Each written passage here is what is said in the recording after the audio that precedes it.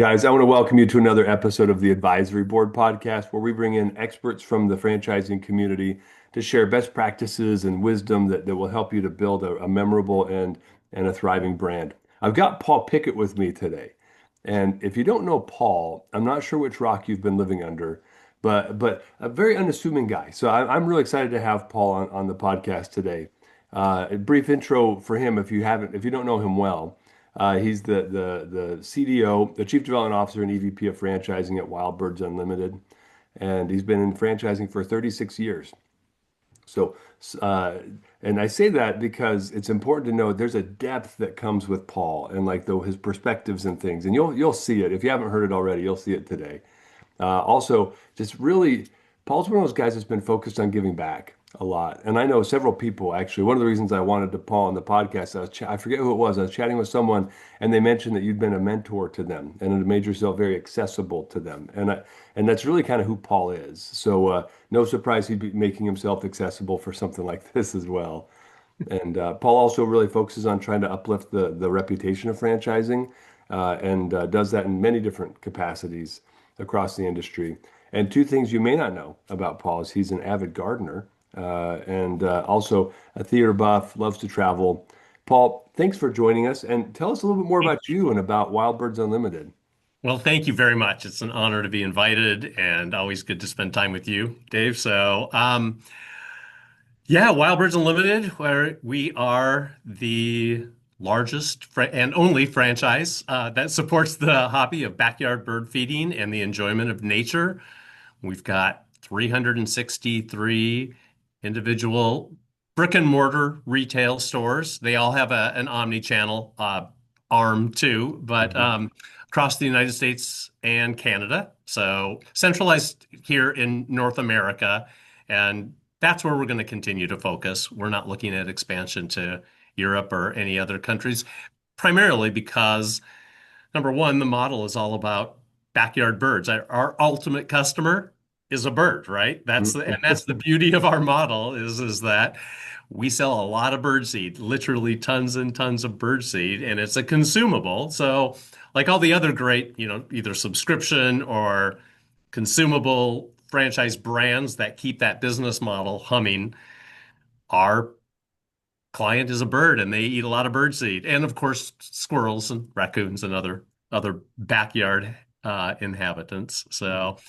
But started in 1981 here in Indianapolis by our continued CEO and founder, Jim Carpenter, he and his wife, Nancy, and they started franchising in 83. It's kind of a fun story where one of his employees, who was a retiree's nephew, came down and said, "Oh my gosh, you always look so happy," to Jim, who was working the store at the time. "I want to do this." And so Jim got a book on franchising, called a old fraternity brother who was an attorney and said, "How do I make this happen?" And got a franchise agreement from another franchisee, not Wild Birds Unlimited, but another brand, and wrote up a contract that he thought he would sign if he was going to sign it. Mhm. And boom, started franchising. So Wow. started in 83. I came on in 89. We had 29 stores and it kind of exploded from there. And now we've got, as I said, 363 across the US and Canada. And we've got a team of over 50 people here and lots of exciting things. Last year, a big exciting thing was last year, as Jim's getting to the point looking, he's still active, very active in the business, but clearly he's at a point where he's looking at what's next for him. And so we started an ESOP. And so we are partially owned by the ESOP. So a big change here and a wonderful benefit to, of course, all of us as employees, but also a great benefit to our franchisees and our group of preferred suppliers because that culture that he has been so focused on, and he and Nancy, his wife, who's not as involved in the business, but still a very big part of where the business goes. That was their primary focus and the legacy that they wanted to create. Wow. So, yeah. Yeah, that's amazing, actually. I love that. Well, Paul, today. We've brought you on not just for the good looks and the incredible fashion sense. Actually, I forgot to call that out in the intro.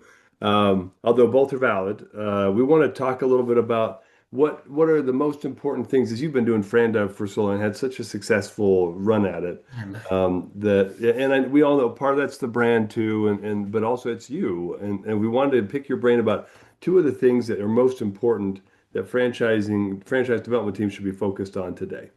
And if you don't mind, maybe could you share a little bit of wisdom? I know we talked about two things about being nurturing in the approach and maintaining um, your oh my goodness, my brain just went blank. Um, I almost said integrity, but that wasn't the word that you used.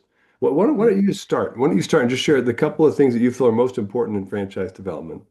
Yeah, and we were laughing about this earlier. It's like sometimes I feel like I'll say something and like I've been saying this for years. And so it may not be hot off the press news, but Hmm.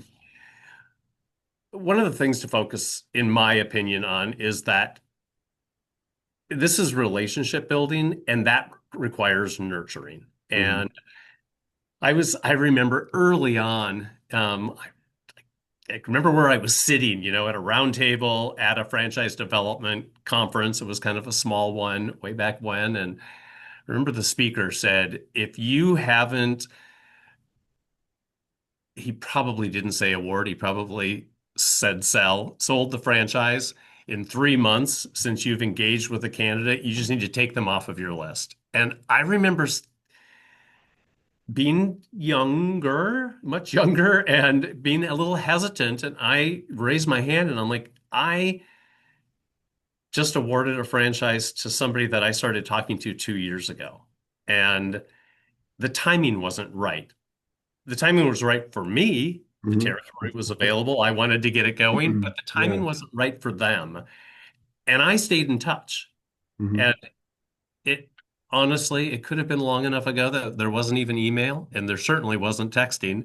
Hmm. But I would just call this couple. And, things changed in a couple of years and they ultimately came to the system and the timing was right.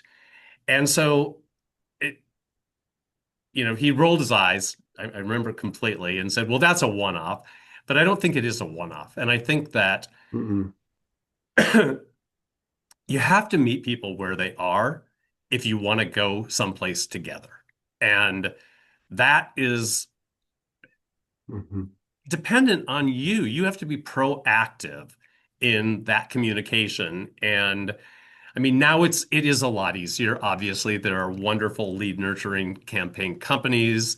There are, the ability to text candidates on a regular basis, the ability to send out email blasts with a newsletter of what's going on.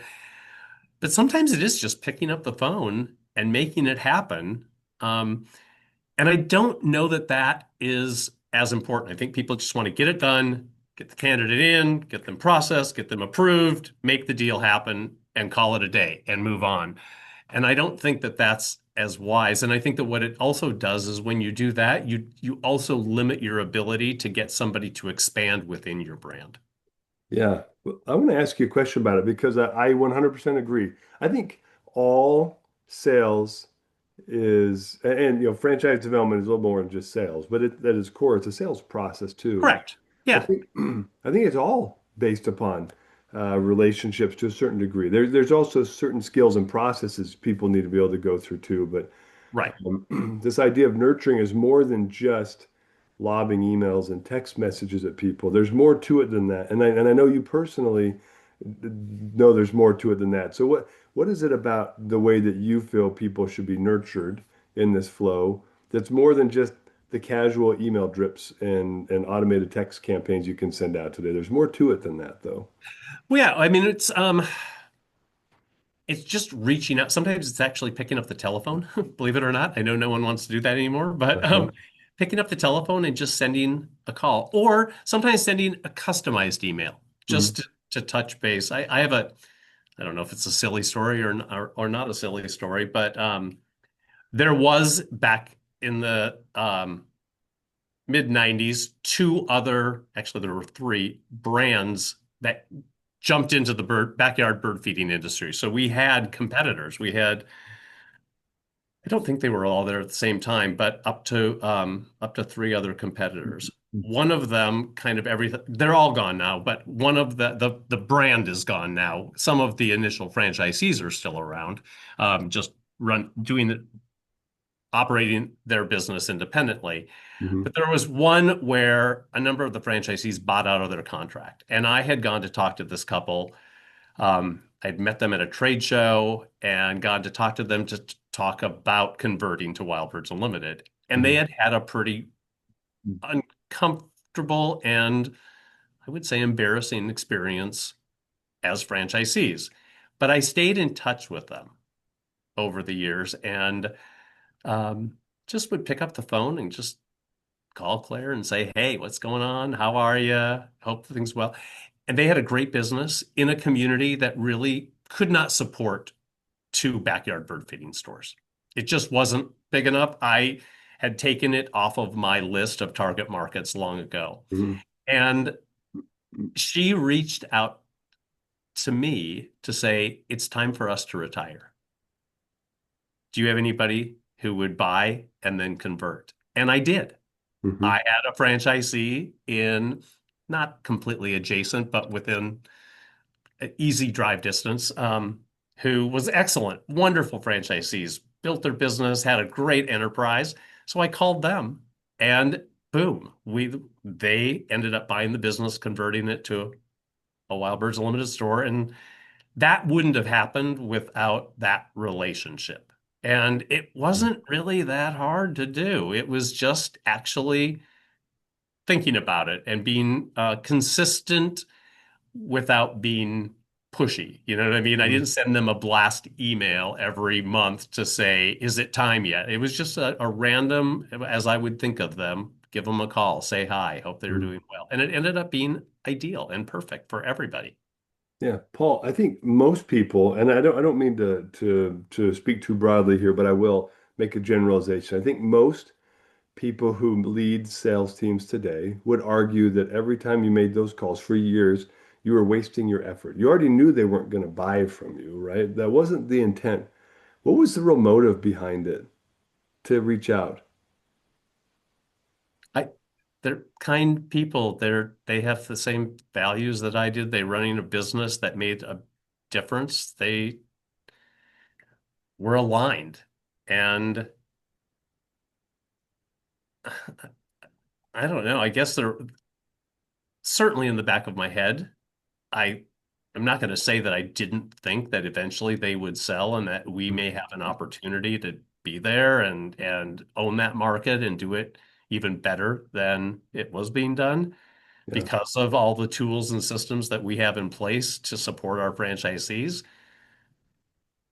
Um, but not everything can be spreadsheeted and measured on an ROI. A lot can, don't get me Yeah. wrong, Yeah.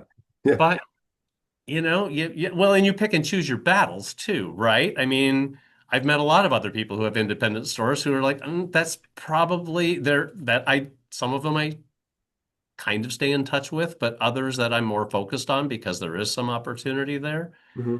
Um, but you have to consider why you're doing something, and why I do this is to try to make the world a better place. And I think Hmm. that feeding the birds and getting involved in nature and connecting with the earth and the environment around you is a good thing.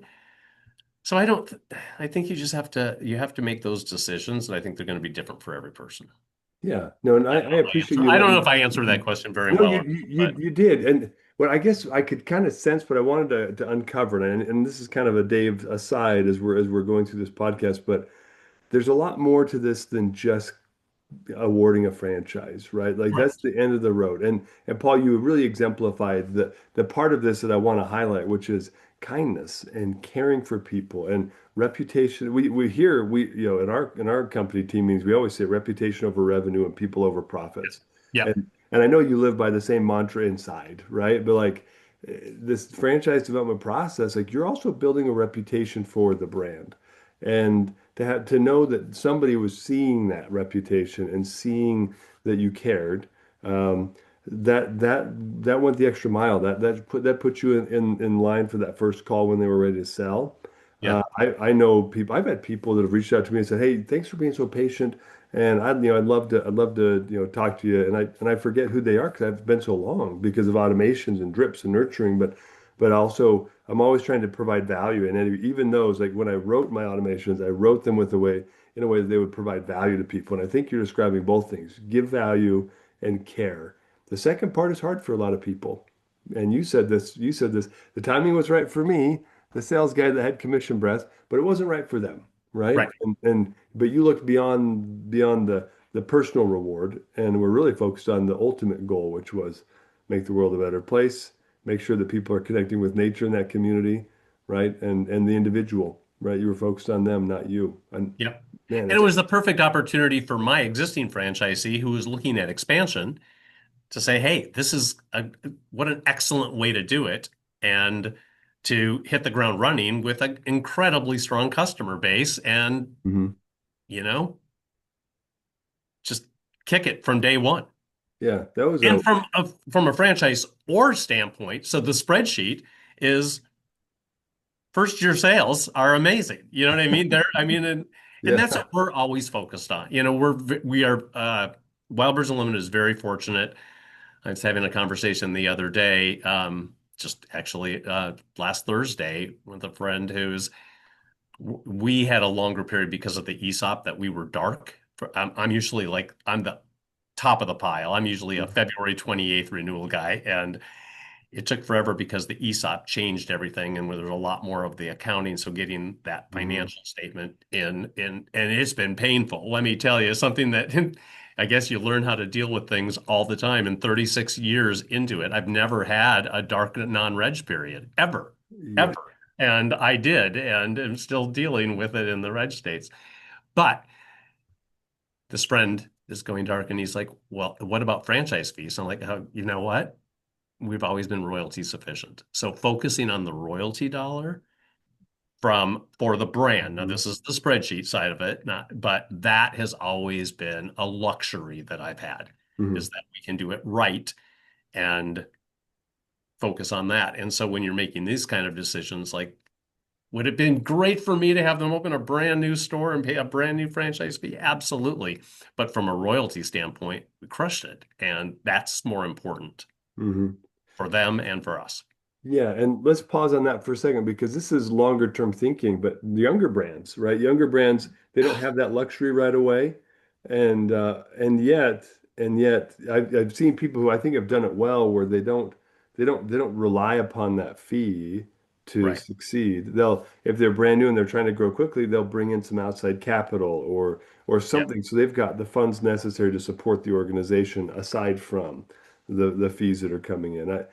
What would you recommend, Paul, in those cases? Either bringing in some funds from expert somewhere else, partnering with somebody, doing what you need to do, not to do what I've seen so many brands do, which is just to sell, sell, sell, sell in packs. I've never had to do that. Mhm. Um, and just collect those fees, hoping that you will become royalty sufficient so that you can support those fees that you've already collected. Mhm. And in some cases, not all. I mean, well, this friend I'm talking to is amazingly ethical, but that's a challenging place to be. And it has to inspire making decisions that you may not have made 5 years from now. And so, Mhm. I mean, and we've all made decisions that we wish that we could undo, Yeah. but it's a lot less uh, tempting to do it when you don't have to worry about just collecting the fee, collecting the fee, collecting the fee. Yeah. Yeah. I agree. That's why And I'm also a non-commission house. I mean, I was commissioned for just a little bit and had one person, but I'm, and I know that's not what is happening in the industry other than a couple of other brands, but for the most Mhm. part, we've always been just pay well, have a good culture, focus, and don't do the commission because it Mhm. does inspire at times decisions that you may regret later Yeah. and that they may regret later as equally, if not more importantly. Right. Yeah, well, the incentives, right? The incentives often predict behavior. And so we have to always ask ourselves, are we incentivizing the right behavior with the pay? Because what people get paid to do, they will do. And that's a really important thing to consider, is how do we want to pay our people to maintain integrity through the process? Yeah, Yeah. that's interesting. That's probably a podcast unto itself. Uh, but Yeah, and I'm sure, I mean, I'll never get the award for awarding the most franchises in any one year. You know what I mean? And I have friends who are like, oh my gosh, I just crushed. I just did 15 deals. And I'm like, how many individuals? Two.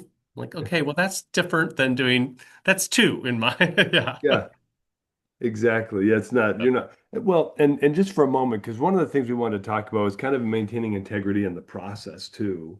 I'm using different words than you did, but how is your structure, the way that you guys are awarding franchises and not doing 5 and 10 packs like we see so many of the FSOs try to push right now?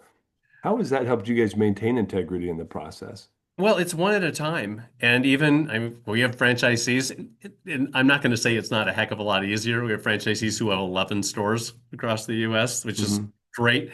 Yeah. When they look at an opportunity for another one, it's a little bit easier than going from one to two, the process, because we know that they've got a Hmm. system in place. We understand it. We work with all of, we get it. Um, but yeah, one at a time is what the way we do it. Now we have done, and I don't like doing them, but territory holds. We've done a few of those when we have somebody who we really think is good, but we want to make sure they've got the first one or the second one going really strong Hmm. before they expand because that's it just makes sense, right? You want to make sure that you've got a franchisee who knows how to make money using your systems and your brand and is representing the brand really, really well. Yeah, maybe riff on that last thing you just said for a second. It's not just about you getting them, spun up and getting their fees in and getting the contract done, but them representing the brand well. Why is that so important to you and your overall brand?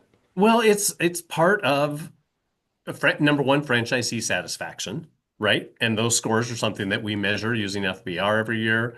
We are in the Jason Pearl and Service Score, the Franchise Customer Experience Award. We want to make sure that our franchisees are doing what we expect as one of our goals, which is to create joy in their community, Hmm. create education, share the value and the joy of the hobby of backyard bird feeding, and do it profitably. Don't get me wrong, Hmm.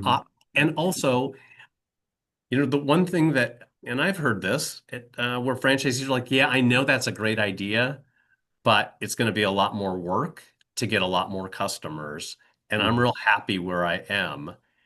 And I always say our mission is we bring people and nature together. Hmm. And if you're not trying to bring all of the people and all of the nature together in your market, you're not fulfilling that mission. Hmm. So, you know, that's important to me. That is very, very important to me that we want people who are constantly trying to get more people involved in the hobby of backyard bird feeding because it helps more birds. Yeah. Well, And it and there's provides so something. much joy for the people who, I mean, just even talking, just the light in your eye when you're talking about seeing that Oriole, you know? Mhm. I mean, it's true joy. Jim Carpenter wrote the book, The Joy of Bird Feeding, you Hmm. know? I mean, Yeah. it's a true thing it's a measurement of smiles. Hmm. Yeah. And this world could use more of that. Oh, yeah. All And worlds could use more of that. no, I agree. I find, well, there are quite a few studies that show this as well, that people that connect with nature and get outside and disconnect from, the screen. Here we are in Zoom, right? But if you and I were sitting outside on my back porch listening to the birds chirp and we saw a Yeah. pheasant run through the yard, and then my cats chase it, then we would. There's something that happens to our cortisol levels, and Yep. like, and we will start making better decisions in the workplace. So there's something really important about Oh, this. It's an incredible mission to bring it to people's suburban areas. You can bring nature in if you have proper bird feeding set up. absolutely. In Great Britain, actually, it's a prescription to spend time outside in nature. I did not know that. Yeah, physicians actually prescribe it. Hmm. Yeah, and understandably so, it works. Yeah, It works. yeah. Yeah. Paul, we've been talking about nurturing of deals and nurturing of candidates. You've alluded to this, but I want to give you a second to share. How do you guys continue to carry that nurturing concept through to your franchise owners? You're not a close them and move on kind of organization. Tell me, what kind of nurturing do you have in place to support your owners as well? Well, I mean, we have an amazing team. It's easy for me to get so excited about the franchise opportunity because I know the support that's provided, whether that support is coaching support, marketing support, purchasing support, IT support, which is obviously huge, communications. And we do measure that every year with, I mentioned earlier, the FBR franchisee satisfaction survey that we do every year. And we're blessed to be in their Hall of Fame and to be one of the, never number one, but close a number of times. And good years and bad years, right? I mean, it's always interesting. Um, but that ongoing continued support is what really makes a difference. And that is nurturing and Mhm. having those coaching opportunities and having the having that one-on-one support, not just look it up on the intranet, go to your handbook, but realizing that every franchisee is unique. And obviously there are major similarities, but they all have different things happening. And you have to be able to meet them where they are Mhm. when they are ready to be met. And so just having that availability. I really love that. Be ready to meet them where they are. Because as they've been, I mean, you guys have been in business for years now, 40 Yeah. something years. So Yeah.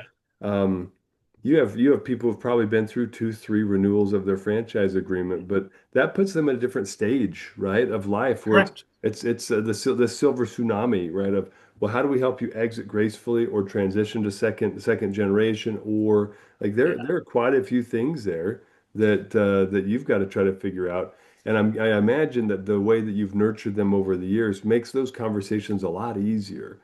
So much easier. And this is one of the things at this stage in my career that I just am the most proud of and that I love so much is when we have that next generation coming on and seeing those. We have a franchisee that I babysat him and this story has probably been out there a time or two, but and I love his name is Chris Davis. He co-owns with his mom now. His mom and dad opened the store out in Massachusetts. I had to babysit him during the site selection trip. When they first opened, something came up. It wasn't an emergency, but she's like, I know we were supposed to go do this before we went to dinner. I'm just got a call or something had happened with her mom. It wasn't an emergency, but she's like, I've got to go. Do you mind? I wasn't planning on that. I was going to take you to the hotel and go home and then come and meet you for dinner. Do you mind taking care of Christopher and just hanging out at the house? So we just like kicked the ball around the backyard. He was 7 or 8, maybe younger. And now he's our owner.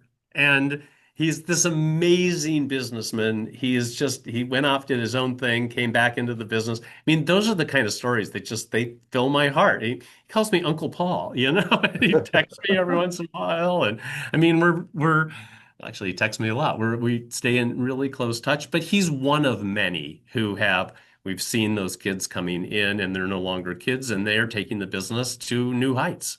And yeah, continuing the legacy. I guess that's at the end of the day, that's it, is continuing the legacy. Yeah. Because it should be. Every business is, we're not in the business of transactions, we're in the business of helping people build legacies, true generational wealth. Yep. And man, what that in and of itself is pretty inspiring, I would say. Yep. Yep. It- Paul, as we talk, let's shift. Let's shift because we wanted to talk about another aspect of franchise development as well. Do you want to maybe broker that topic and maybe share a little bit more about that? So we've talked about nurturing, and I think you've given us some great examples of how that's important. But let's spend a few minutes talking about the second part of this. the reputation side of it and Yeah. what Mhm. franchising really means. I think that there's a big opportunity. to educate the public.